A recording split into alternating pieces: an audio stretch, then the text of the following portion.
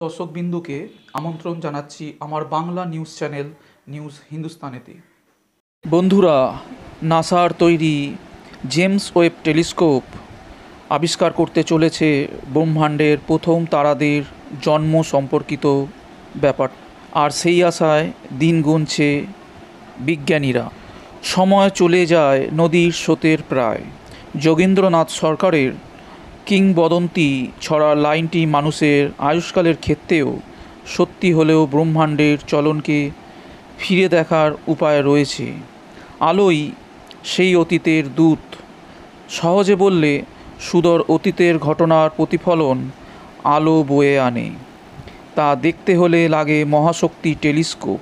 কিন্তু পৃথিবীর সবচেয়ে ক্ষমতাবান টেলিস্কোপ হাবল স্পেস টেলিস্কোপ বহু ব্ল্যাক হোল, নেবুলা কিংবা ব্রহ্মাণ্ডের দূর দূর প্রান্ত পর্যন্ত নজরদারি করতে পারলেও আজও অধরা তাদের জন্ম।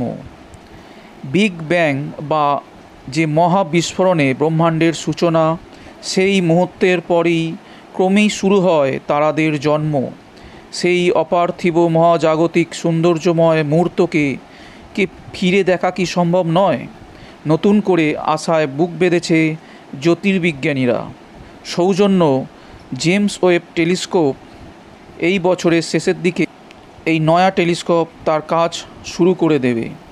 বিজ্ঞানীদের আশা 2022 সালেই জেমস ওয়েবের সৌজন্য সেই দৃশ্যর সাক্ষী থাকতে পারবেন তারা।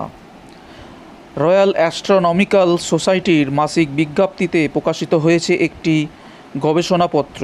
তাতে আন্তর্জাতিক জ্যোতির্বিজ্ঞানীরা একটি দল জানিয়েছে কিভাবে ব্রহ্মাণ্ডের সবচেয়ে দূরবর্তী 6টি ছায়াপথের সন্ধান পেয়েছেন তারা। হাবল ও স্পাইটজার টেলিস্কোপের তোলা বিভিন্ন ছবিকে একত্রিত করে সেই সাফল্য মিলেছে। জেমস ওয়েব টেলিস্কোপের আলো শোষণ করার ক্ষমতা হাবলসের থেকে 7 গুণ বেশি। তাই তার সাহায্যই এবার জন্ম মুহূর্তের সাক্ষী হতে আশাবাদী বিজ্ঞানীরা। এখনও পর্যন্ত ঠিক আছে 31শে অক্টোবর উৎক্ষেপণ করা হবে জেমস ওয়েব টেলিস্কোপকে। দিন ফুরবে এতকালে বহু সাফল্যর কারিগর হাবল স্পেস টেলিস্কোপের। আর তারপর শুরু হবে অপেক্ষা। এতকাল ধরে যে দৃশ্যর জন্ম দেখতে মুখিয়া ছিলেন বিজ্ঞানীরা, এবার সেই দৃশ্যই তুলে ধরবে জেমস ওয়েব।